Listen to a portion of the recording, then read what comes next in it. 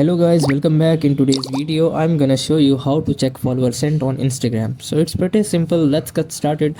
You guys have to simply open up Instagram app on your mobile phone.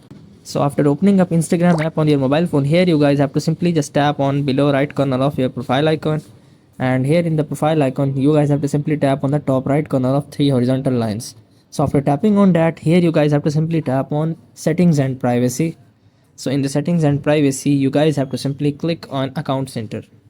So in your account center, you guys have to simply scroll down until you find an option which, so here you have to simply tap on your information and permissions, and here you have to simply click on download your information. So after tapping on download your information, it will take some time and you guys have to simply tap on download or transfer information. So after tapping on that, here you guys have to simply select your account of which you want to get follower request sent. So assume that I'm selecting this one and click on next. So after clicking on next, it will ask you some information. You guys have to simply select the second option, which is sum of your information. So after selecting the second option, here it will provide you some menu.